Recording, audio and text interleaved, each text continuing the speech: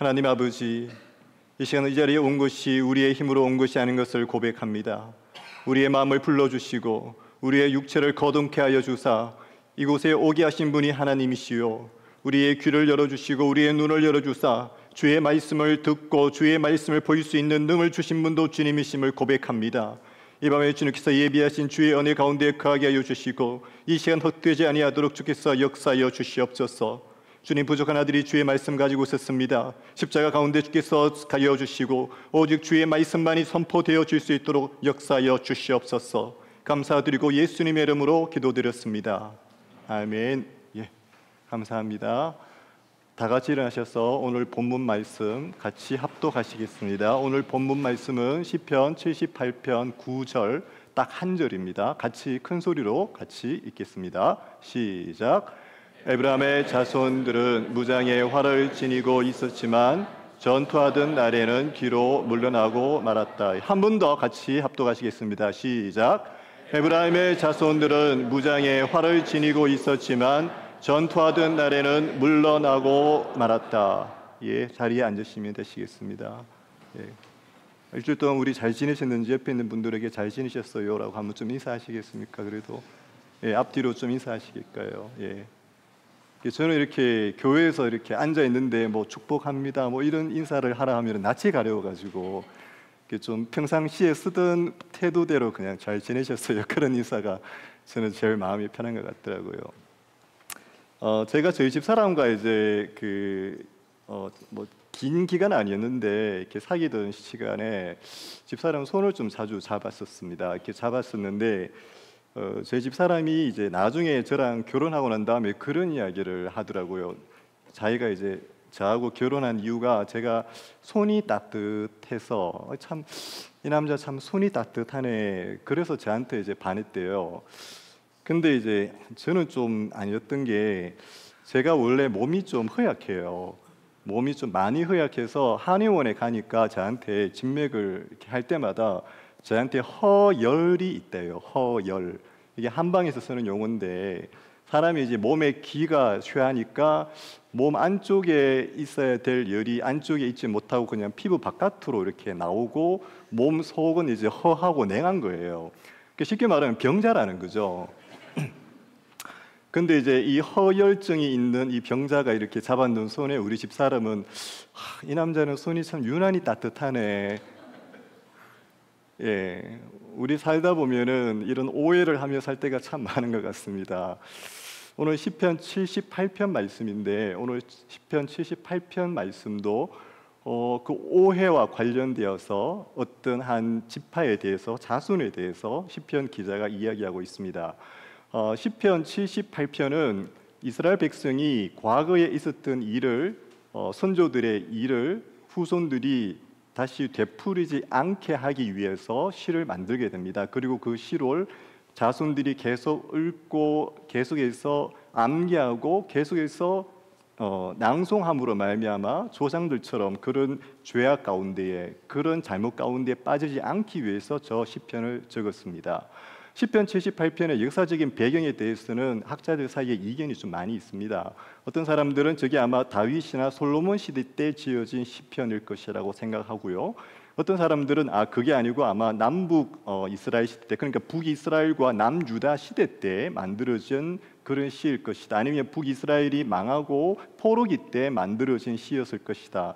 이 시가 지어진 시기에 대해서 약간 분분한 부분이 있습니다. 그럼에도 불구하고 저 시를 통해서 이스라엘 백성들이 어떤 부분에서 배우기를 원하는 것인지 같이 한번 또 살펴보기를 원합니다. 오늘 저희가 한 절 말씀을 읽었는데, 시편 78편을 적은 목적에 대해서 그 앞부분에 시편 기자가 이렇게 이야기하고 있습니다. 시편 78편 6절에서 7절인데 제가 읽겠습니다. 그래서 다음 세대가 그것을 알고 아직 태어나지 않은 자녀들까지도 그것을 알며 또 그 자녀들에게도 전하도록 하셨다. 그러면 그들이 하나님을 의지하고 그분이 하신 일들을 잊지 않으며 오직 그 계명을 지킬 것이고, 지금 시편 78편을 지은 이 지은이가 시편 78편을 지은 목적에 대해서 9절 앞에 6절과 7절에서 이야기하고 있습니다. 하나님께서 이스라엘 백성 가운데에 큰 일을 행하셨고 율법을 주셨는데 그것들을 이스라엘 백성들이 잊지 않기 위해서, 그 자녀들이 잊지 않게 하기 위해서 지금 이 시편을 쓰고 있다고 목적에 대해서 이야기하고 있습니다. 그러면서 이 시편을 읽는 자손들이 본받지 말아야 될 그 조상들의 모습이 어떠했는지에 대해서 8절 말씀에 간략하게 이렇게 설명하고 있습니다. 그 조상들처럼 고집세고 반항적인 세대가 되지 않을 것이다. 그들의 마음은 하나님께 바르지 못했고 영으로도 하나님께 신실하지 못했다. 지금 자녀들이 이 시편 78편 내용을 보고 본받지 말아야 될 그 선조들, 이스라엘 선조들의 모습에 대해서 간략하게 한 줄로 설명하고 있습니다. 고집이 세고 반항적인 세대가 되었고 하나님께 바르지 못했고 영으로도 하나님께 신실하지 못한 세대였다고 이야기하고 있습니다. 그렇게 하면서 그 선조들 중에서 대표적인 한 지파를 이야기하고 있습니다. 한 자손을 이야기합니다. 그러면서 에브라임이라는 이름을 가지고 있는 자손들을 언급을 하고 있습니다. 9절 말씀 다시 한번 다 같이 읽어보겠습니다. 시작.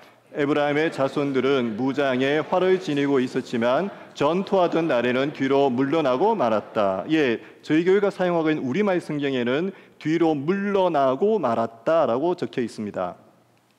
많은 분들이 가지고 계시는 개역 개정 성경에는 저 부분이 에브라임의 자손은 무기를 갖추며 활을 가졌으나 전쟁의 날에 물러갔도다라고 말하고 있습니다. 똑같은 표현입니다. 똑같은 표현인데 물러나고 말았다, 물러갔도다 말하는 저 히브리어의 단어의 뜻이 근본적으로 무언가가 뒤집어지고 근본적으로 무언가가 변하는 걸 이야기합니다.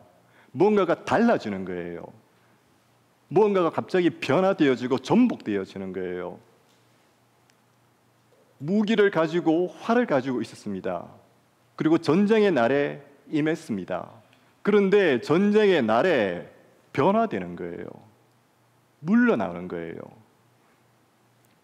시편 78편 내용을 읽어보면은 9절, 10절, 11절 이후로부터 계속해서 이스라엘 조상들에 대한 내용들이 나오고 계속해서 이스라엘 조상들의 죄악에 대한 그 반항적인 모습에 대해서 나오는데 왜 하필 에브라임 자손이라는 이름을 가지고 저 시편에서 이야기를 하고 있을까요?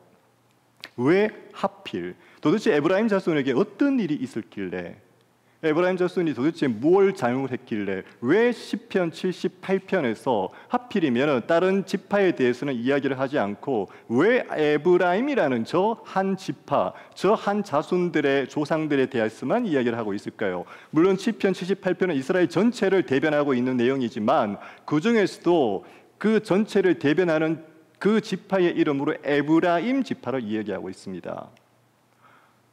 에브라임 지파는 왼쪽에 보이시는 저 파란색 마크, 저게 야곱의 12아들의 리스트입니다. 야곱의 12아들 리스트 중에서 11번째 아들 요셉의 아들이 바로 에브라임이에요.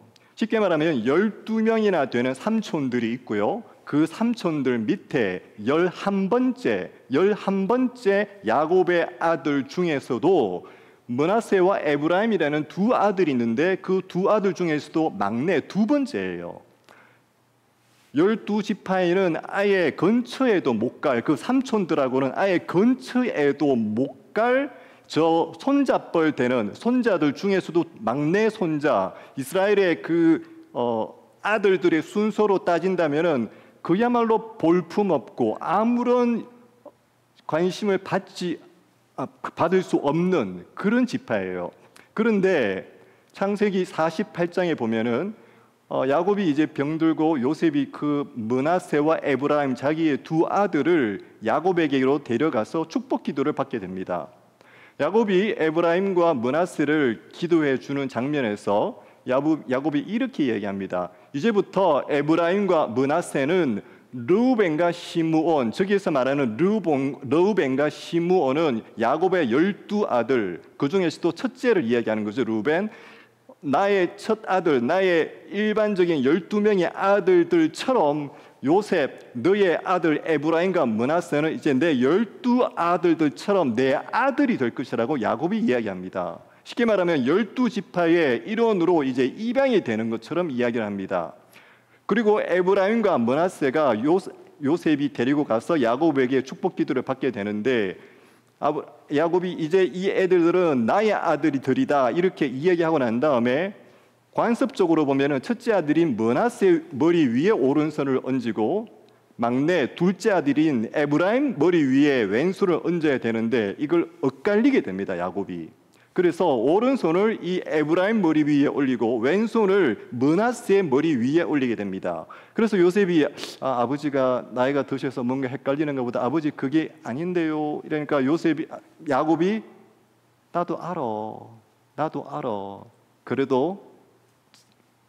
그래도 에브라임이 더 큰 자가 될 거라고 오른손을 에브라임 머리 위에 올리게 됩니다. 즉 므낫세보다 동생이었던 에브라임이 축복을 더 많이 받게 되는 장면이 나오게 됩니다. 저 그림은 루이 라귀르네라는 화가가 1760년대에 그린 그림이라고 해요. 프랑스에 가시면 루브르 박물관이라는 박물관이 있는데 그 박물관에 가면은 야곱이 므낫세와 에브라임을 축복하는 장면이라는 제목으로 저렇게 그려져 있다고 합니다. 여튼간에 에브라임은 원래 삼촌뻘들한테는 비교도 안 되었던 그런 사람이었는데, 그런 자손이었는데 갑자기 야곱 때문에 12지파의 반열에 오르게 되고 자기 형 므낫세보다 더 많은 축복을 소유하게 됩니다. 그리고 창세기 49장 23절에서 24절을 보면은 야곱이 죽기 전에 12아들을 축복하는 장면이 나옵니다. 그 중에서 특별히 요셉 지파에 대해서 야곱이 이야기하는 장면 중에서 야곱이 이런 말을 합니다. 활 쏘는 사람들이 그를 맹렬히 공격하며 활을 쏘고 그에게 원한을 품어도 그의 활은 팽팽하고 그의 강한 팔은 야곱의 힘 있는 사람의 손에 의해 곧 이스라엘의 반석이신 목자의 이름으로 민첩하게 움직인다. 지금 저 구절을 보면은 요셉 지파는 므낫세와 에브라임을 지칭합니다. 그 므낫세와 에브라임 지파에게 야곱이 축복하기를 활 쏘는 사람이 적들이 아무리 맹렬히 활을 쏘아도 요셉 자손 므낫세와 에브라임의 활은 팽팽하고, 저기서 말하는 팽팽하다는 저 히브리어 단어의 원래의 뜻은 끄떡하지 않는다, 그대로 유지된다, 아무런 타격을 입지 않고 그대로 리메인 해져 있다, 그런 뜻이에요. 그러니까 그의 활이 얼마나 강했으면 상대방이 아무리 많은 활로 맹공격을 하여도 끄떡지 않은 그런 가공할 만한 무기의 능력을 가지는 자손으로 축복을 받게 됩니다. 이 에브라임 자손이 군사적으로 강성한 자손이 되어지게 되고 야곱의 축복처럼 저 에브라임 자손에게서 우리가 그토록 잘 아는 걸출한 믿음의 대장부 모세를 이어서 이스라엘 백성들을 모두 이끌고 가나안 지역으로까지 들어가게 되는 놀라운 하나님의 종 군대 장관인 여호수아가 바로 저 에브라임 지파에서 나오게 됩니다. 여기까지 정리를 해보면 에브라임은 원래 삼촌들하고는 경쟁을 하려야 할 수도 없었던 조그만 야곱의 손자였고, 그것도 11번째 아들의 손자였는데 어느새 이 야곱이 이 에브라임을 자신의 아들로 입양하고 다시 므낫세보다 더 많은 축복을 받고 뿐만 아니라 무기에서 활에서 강성한 축복을 받고 드디어 여호수아라는 걸출한 인물까지 배출하게 되는 이스라엘에서 정말 중요한 지파로 점점 올라가게 됩니다. 그리고 역대상 5장 2절 말씀에 보면은 비록 유다가 자기 형제들 가운데 가장 뛰어나고 그로부터 주권자가 나왔지만 맏아들의 권리는 요셉에게 있게 됐습니다 라고 이야기합니다. 요셉 지파에 므낫세와 에브라임이 있다고 제가 설명을 드렸습니다. 지금 맏아들의 권리가 원래 맏아들은 르우벤이에요. 그럼에도 불구하고 역대상 5장 2절 말씀에 르우벤은 아비의 침실을 범했기 때문에 그 맏아들의 권리가 이제는 요셉 자손에게 있게 되었다고 이야기합니다. 막내 11번째 아들의 손자, 그것도 막내 손자였던 에브라임은 드디어 12아들 가운데 입양되고 드디어 승승장구하여서 이스라엘의 맏아들의 위치까지 올라가게 되는 놀라운 축복을 받게 됩니다. 여호수아에 보면은 이스라엘 백성이 가나안 땅에 들어간 다음에 땅을 분배하게 됩니다. 이 땅을 분배할 때 이스라엘 백성들에게 저렇게 땅이 분배되어지는데 저기 지금 까만색으로 마크되어 있는 부분이 에브라임 족속이 차지하고 있는 땅입니다. 보시면 아시겠지만 저 위에 있는 갈릴리 호수에 있어 밑에 있는 사해 바다 중간에 이스라엘 땅에서 가장 허리 부분 되는 가장 중요한 그 지역을 에브라임 자손이 분배를 받게 됩니다. 오늘날로 치면은 대한민국으로 치면은 서울쯤 된다고 할까요? 이스라엘에서 저 강이 있는 요단강에 있는 저 왼쪽, 저 서쪽은 굉장히 중요한 땅입니다. 저 서쪽에서도 허리 부분에 차지하는 저 에브라임 자손이 저 지역을 차지하게 됩니다. 저 지역에 실로라고 하는 지역이 있습니다. 실로. 이스라엘 백성이 광야를 진행할 때 하나님의 성막을 메어치고 이동하게 됩니다. 그리고 그 광야를 돌아다니던 그 시절 이후에 이 성막이 드디어 안정되어진 곳에 정착을 하게 됩니다. 이스라엘 백성이 성막을 정착시킨 곳, 성막이 최초로 그곳에서 온전히 자리를 잡고 이제 떠돌지 않고 자리를 잡게 되어진 곳이 바로 실로라고 하는 곳입니다. 여러분들이 구약 성경을 읽다 보면 실로라는 이름이 많이 나옵니다. 대표적인 예로 한나가 사무엘을 가지기 전에 실로에 올라가서 기도를 드리고, 실로라는 곳이 여호와의 성막이 있고 하나님의 법궤가 있고 저곳에 하나님의 임재가 있는 곳으로 실로를 삼게 되고, 저 실로라는 곳이 바로 에브라임 자손의 땅입니다. 저렇게 중요한 실로라는 지역도 이 에브라임 지파가 가지게 됩니다. 예레미야 7장 12절에 보면은 하나님이 이렇게 말씀하십니다. 너희는 이제 처음으로 내 이름을 둔 실로에 있는 내 거처로 가서, 하나님이 말씀하십니다. 내가 내 이름을 처음으로 둔 거처가 실로라고 이야기합니다. 그만큼 실로는 중요하고 이스라엘 백성들에게는 가나안에 입성해서 처음으로 하나님의 성막을 정착시킨 곳이고 영적인 정말 자기들에게 가장 성지와 같은 그런 장소인데, 그 실로가 바로 에브라임 지파가 다스리고 있는, 에브라임 지파가 가지고 있는 할당받은 그 지역에 위치하고 있는 겁니다.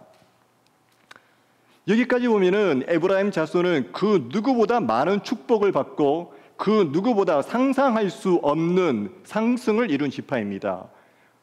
12아들 가운데 들어갈 수도 없었지만 마지처럼 역임을 받게 되고, 이제 실로라는 가장 중요한 이스라엘 성역과 같은 곳도 자기들이 소유하게 되고, 가장 핵심적인 허리와도 같은 땅을 가지게 되고, 군사적으로도 정말 강성한 그러한 자손들로 이스라엘에서는 그 어떤 지파도 대항할 자가 없을 것만큼 그렇게 강성한 지파가 되어지게 됩니다.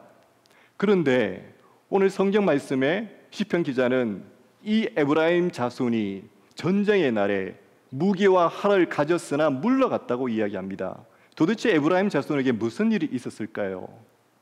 물론 성경학자들에 따라서 저 전쟁의 날에 물러났더라는 부분에 대해서 해석이 약간 엇갈리기도 합니다. 어떤 사람들은 저게 에브라임 전체의 죄악을 뜻하는 것이라고 하고, 어떤 사람들은 스페시픽한 구체적인 전쟁의 사건들을 이야기한다고 합니다. 그럼에도 불구하고 이 부분들을 제가 모아서 같이 한번 좀 생각해 보기를 원합니다. 에브라임 자손이 가나안에 들어가서 땅을 분배받게 됩니다. 하나님은 분명히 가나안 족속을 멸절하라, 가나안 족속을 너희 가운데 거하지 말게 하라, 너희가 그 풍습을 쫓을까 하노라고 하나님이 말씀하셨습니다. 그런데 이 에브라임 자손이 가나안 족속에게 16장 10절 말씀 어떻게 했는지 같이 한번 다 같이 읽어보겠습니다. 시작. 그러나 그들이 게셀에 있는 가나안 사람들을 쫓아내지 못했으므로 오늘날까지도 가나안 사람들이 에브라임 사람들 가운데 살면서 노예가 돼 힘든 일을 감당하고 있습니다. 에브라임 자손이 가나안 땅에 들어가면서 전쟁을 합니다. 그리고 자신들이 할당받은 저 땅을 점령하게 됩니다. 그리고 저 땅을 점령하였으면 저 가나안 사람들을 쫓아내고 멸절해야 되는데, 10절에 보면은, 오늘 여호수아 10절 말씀에 보면은 에브라임 자손들이 가나안 사람들을 쫓아내지 못했다고 이야기합니다. 우리말 성경에는 가나안 사람들을 쫓아내지 못해서 뭔가 힘이 없어서, 뭔가 자기가 능력이 안 되어서 쫓아내지 못했는 것처럼 이야기하는데, 개역 개정 성경이나 ESV 원어 성경을 그나마 좀 더 충실하게 반영하고 있는 이런 다른 성경들을 보면은 가나안 족속을 쫓아내지 아니하였으므로 They didn't drive out. 그들이 쫓아내지 않았다고 이야기합니다. 왜 쫓아내지 않았을까요? 가나안 족속을 하나님이 분명히 쫓아내고 멸절하라고 했는데 왜 쫓아내지 않고 멸절하지 않았을까요? 방금 저희들이 읽었던 이 부분에 답이 있습니다. 가나안 사람들이 에브라임 사람들 가운데 살면서 노예가 돼. 쉽게 말하면은 에브라임 자손이 가나안 족속을 점령을 했는데 멸절시키고 쫓아내려니 아까운 거예요. 하나님 말씀처럼 하려니 아까운 거예요. 전쟁에서 포로로 잡아야지 노예로 삼을 수 있는데 이거 지금 내가 점령해서 이제 내게 됐는데 이거 멸절하려니 아까운 거예요. 이거 돈 되는데 이걸 왜 죽여? 이걸 내가 왜 포기해? 노예로 부려야지.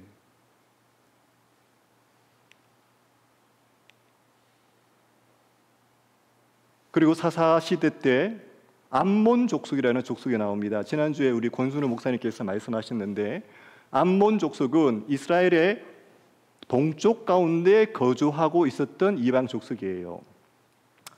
이 암몬 족속이 이스라엘을 한참 괴롭히니까 하나님께서 입다라는 사사를 일으키시게 되고 입다라는 사사를 통해서 저 암몬 족속을 멸하시게 됩니다. 그런데 이 암몬 족속과 입다가 싸울 때 이 입다가 암몬 족속과 싸우러 나가기 전에 에브라임 자손을 불러요. 야, 너 좀 같이 나가자. 우리 암몬 족속 싸우러 나가는데 너 좀 같이 나가자. 근데 에브라임 자손이 나갔을까요? 예, 나가지 않습니다. 그리고 난 다음에 입다가 암몬을 크게 무찌르고 공을 세우고 돌아왔을 때 그때서야 이 에브라임 자손이 나서서 한다는 말이 야, 너 암몬 자손 치러 갈 때 왜 우리 안 불렀어? 뒷북을 쳐도 이런 뒷북이 없는 거죠. 그때 입다가 에브라임 자손에게 이렇게 이야기합니다. 다 같이 읽어보겠습니다. 시작. 입다가 그들에게 말했습니다. 내가 내 백성들과 함께 암몬 족속과 크게 싸움을 벌이며 내가 너희를 불렀을 때 너희는 나를 예, 입다가 말하죠. 내가 너희들 불렀는데 내가 너희들 암몬 족속 싸우자고 이야기했을 때 너희는 그들 손에서 구하지 않았잖아. 너희 싸우지 않았잖아. 왜 에브라임 자손이 입다랑 싸우러 가지 않았을까요? 제가 처음에 잠깐 말씀드렸습니다만은 저 요단강을 기준으로 이 서쪽 지역은 굉장히 이스라엘에게는 중요한 땅이에요. 그 중요한 땅 가운데서 허리를 차지하고 있는 에브라임의 이 교만, 이 자긍심은 정말 대단한 거예요. 그런데 입다는 이 강 동쪽의 사람이에요. 강 동쪽의 사람이고 신분이 천합니다. 입다의 엄마는 기생이었어요. 입다는 알아주는 용사가 아니었어요. 이스라엘 지파로부터 천시 여김을 받고 그런 입다가 암몬과 싸우러 나가자고 지금 이 귀족과 같은 그 반열에 있는 것 같은 에브라임 자손에게 싸우자고 이야기하는데 에브라임 자손이 야, 입다 저게 뭔데 우리 보고 오라고 치워. 에브라임에게는 입다가 가소롭고 아무것도 아닌 거예요. 입다가 불러도 자기들은 나가서 싸울 생각도 없었어요. 그러다가 입다가 암몬을 크게 이기니까 그제서야 나와서 왜 우리 안 불렀느냐? 사무엘상 4장에 보면은 또 다른 전쟁이 나옵니다. 블레셋 지파가 블레셋 이방이 이스라엘과 전쟁을 벌이게 됩니다.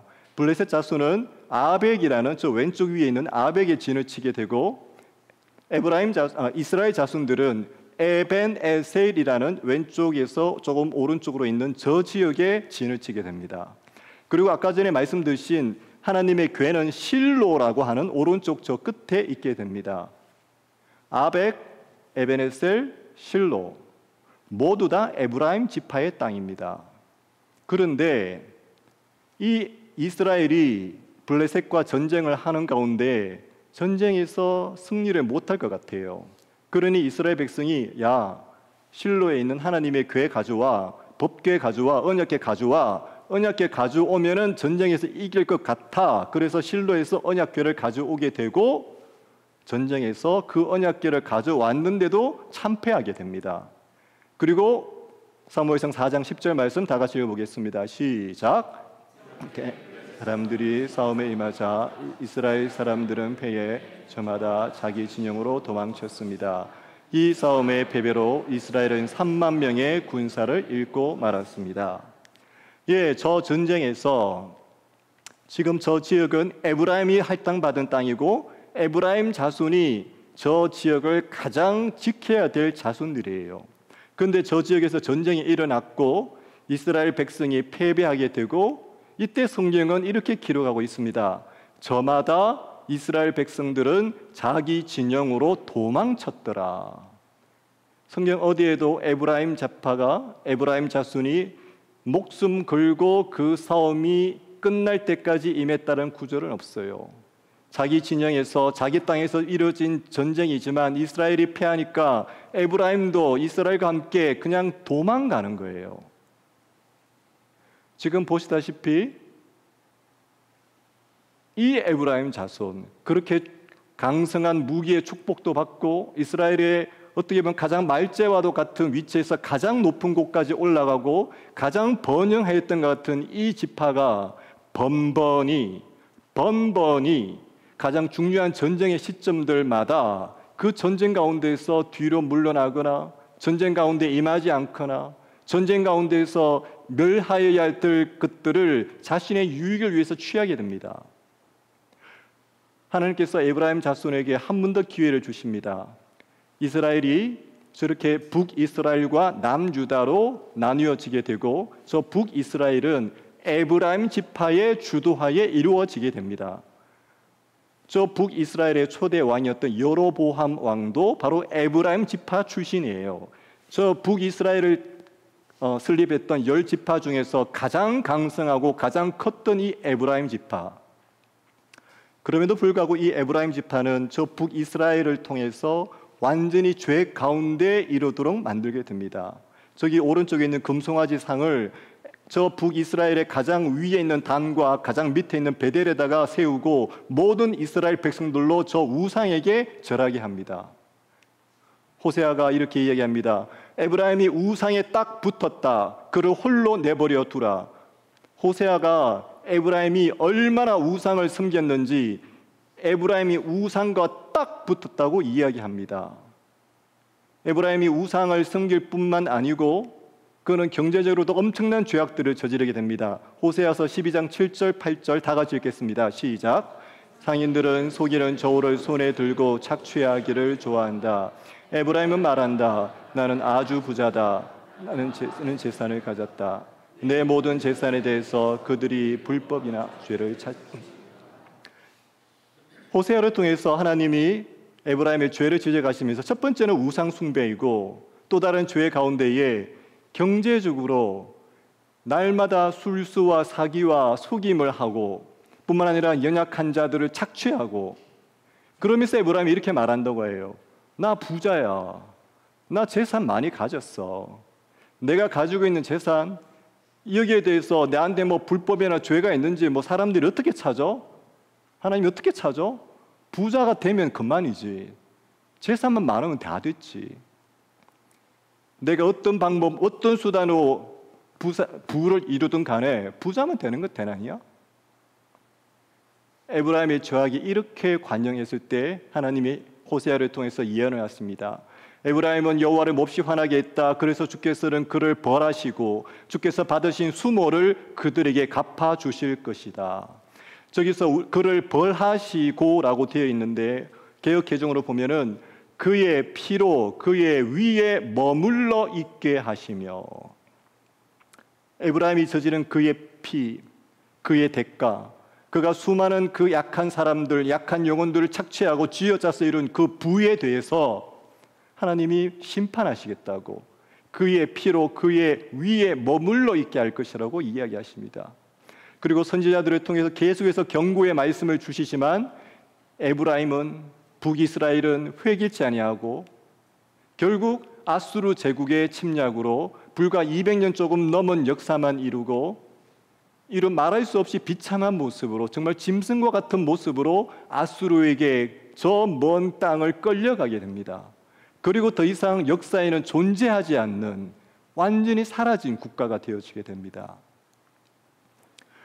이렇게 한때는 가장 강성하고 가장 큰 축복을 받았던 것 같은 이 지파가, 이 족속이 결국에는 저렇게 역사 가운데서 비참하게 종말을 맞게 되고 비참하게 저렇게 역사에서 사라져 버린 이유에 대해서 오늘 시편 78편이 이렇게 이야기합니다.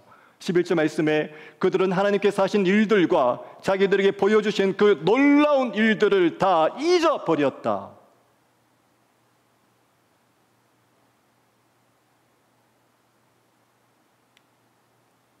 그러면서 그들이 어떤 결과를 맺는지 같은 78편 67절에서 68편에서 시편 기자가 이렇게 합니다. 주님께서 요셉의 장막을 거부하셨고 에브라임 지파도 선택하지 않으셨다. 개역개정성경에는 요셉의 장막을 버리시며 에브라임 지파를 택하지 아니하시고 거부하신다, 버리신다, 또 다른 히브리어 말로 싫어하신다. 한때는 하나님의 가장 큰 축복을 받고 가장 강성한 국가가 되었는데 결국 그는 하나님께 거부함을 당하고 버림을 받는 것처럼 여겨지게 됩니다. 그 이유가 하나님이 행하신 놀라운 일들을 잊어버렸다고 오늘 시편 기자는 이야기하고 있습니다. 그러면서 시편 기자가 9절 말씀에 에브라임은 무기를 갖추며 활을 가졌으나 전쟁의 날에 물러갔다고 이야기합니다.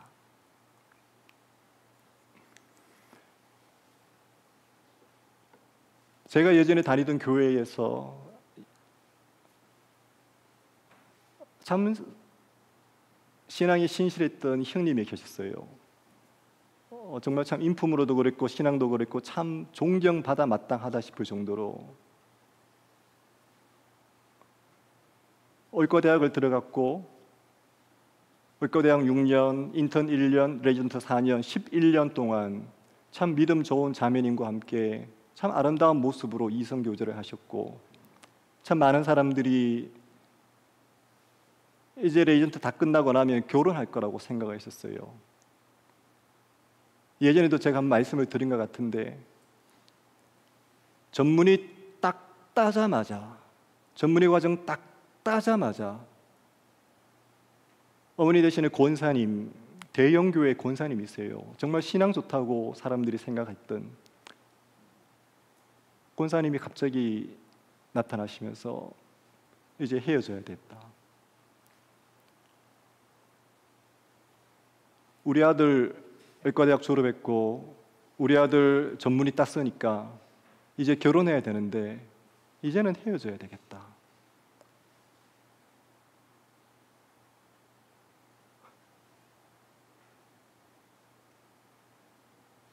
그리고 불과 얼마 되지 않아 한두 달 만에 세상 사람들 다 부러워하는 집안의 딸과 결혼을 시키게 됩니다. 물론 연애와 결혼은 다르죠. 그럼에도 불구하고 제가 청년 시절에 너무나도 많은 믿음의 선배들,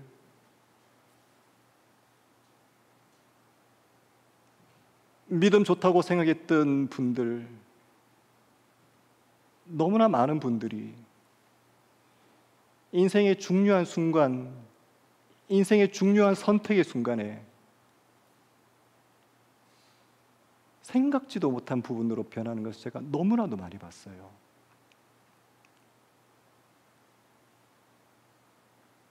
우리에게 전쟁의 날이 무엇이겠습니까? 지금 우리가 전쟁을 하고 있지 않지만 세상의 가치관과 우리가 믿음으로, 믿음의 가치관으로 싸워야 할 선택의 순간 아닐까요?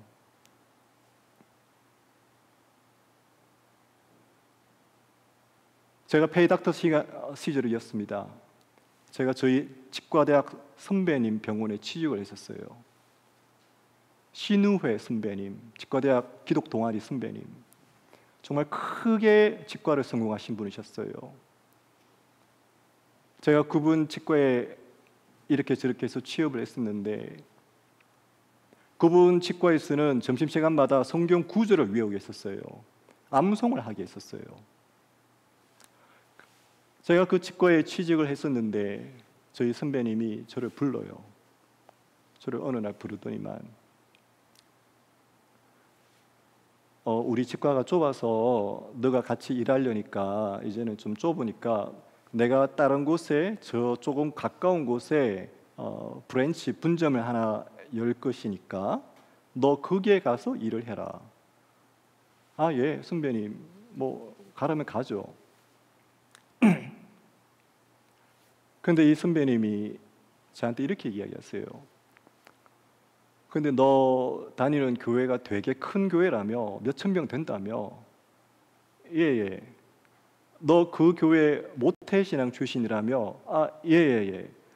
너 그 교회 이래저래 활동도 많이 했고 아는 사람들도 참 많고 너 거기에서 모르는 사람 없을 정도로 발이 그 교회에서 넓다며. 아, 예, 뭐 제가 뭐 살다 보니까. 예. 선배님 이야기하세요. 내가 명함 5,000장 찍어 줄 테니까 이 명함 5,000장 너희 교회에 뿌려. 너희 교회에 이 5,000장 뿌리면서 나 김철령 집사 이번에 치과 개업했습니다. 너 치과라고 이야기해. 내가 너희 교회 근처에 브랜치를 낼 거다.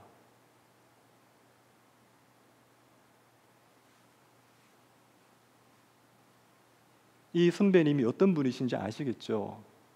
사업 수완이 정말 대단하신 분이에요. 정말 어마무시하게 공격적인 마케팅으로 병원을 일구신 분이에요. 이분이 보기에 저는 정말 좋은 마케팅 조건을 가지고 있는 사람인 거예요. 너희 교회 가서 거짓말해. 너 기업했다고 하면 되잖아. 너도 좋고 나도 좋고. 너가 기업했다고 하면은 너희 교회 수천 명, 어릴 적부터 너 아는 권사님, 장로님 모두 다 너한테 치료받으러 올 거 아니야. 이보다 좋은 치과 자리 어디 있겠어?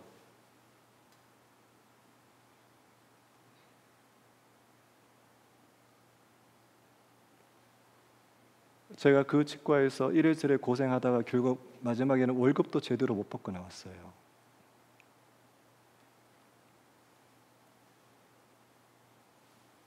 제가 왜 이분들 말씀을 드리는 게겠습니까?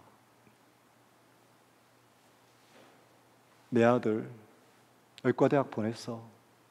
전문의 자격증 따게 했던 거 내가 했다는 거예요. 내가. 대로변에 이렇게 삐까번쩍한 빌딩 세우고 이 치과 이렇게 이루어서 이렇게 큰 병원 이룬 것도 내가 했다는 거예요. 내가 치과를 어떻게 경영하든, 내가 사업을 어떻게 하든, 내가 우리 아들 어떤 사람과 결혼시키든, 신앙이 왜 거기에 관여를 하느냐는 거예요. 신앙이.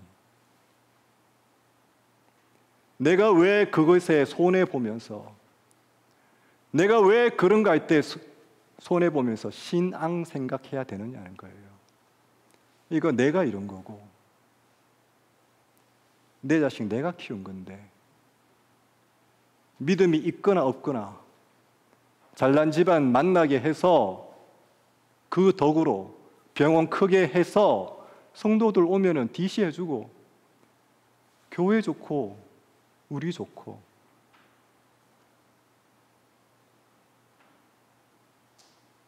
하나님이 무기를 주세요. 하나님이 화를 주세요.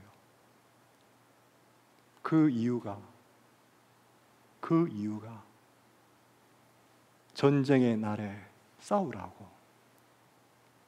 전쟁의 날에 세상의 가치관과 싸우라고. 근데 에브라임은 이야기합니다. 하나님은 나한테 무기나 주고 활만 주면 되지. 내가 왜 전쟁에 나가? 내가 왜 가나안을 없애고?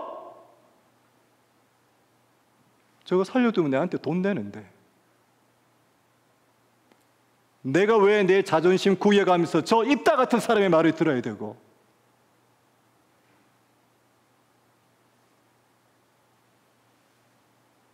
지금 전쟁 치는 것 같은데 내가 왜 목숨 걸고 싸워야 돼?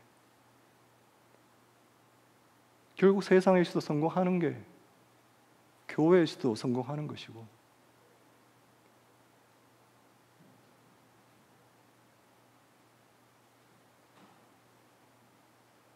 성경은 말합니다. 하나님이 무기를 주셨고 하나님의 활을 주셨지만 하나님을 잊어버리고 전쟁의 날을 물러갔던 에브라임. 그 에브라임은 역사에서 완전히 사라져버리게 됩니다. 이 밤에 여러분께 도전하기를 원합니다.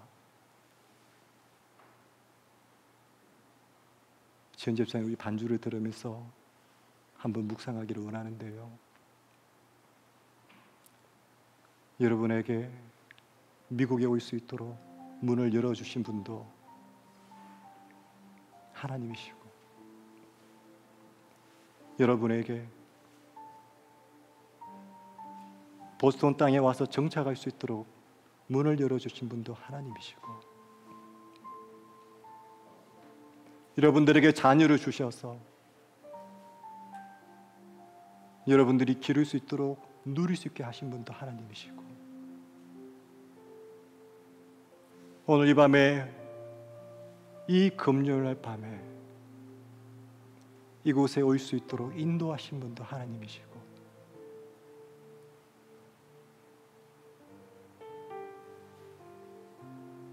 지금까지 내가 여기 있게 하신 분도 하나님이시고,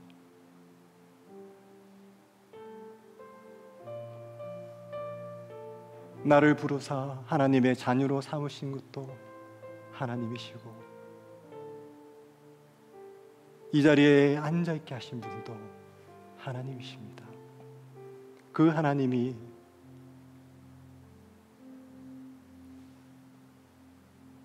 우리에게 은혜를 잊지 않기를 원하시고, 저 에브라임 자손처럼 되지 않기를 원하십니다. 그 이 시간 그 하나님의 은혜를 묵상하며 같이 한번 찬양 부르기를 원합니다.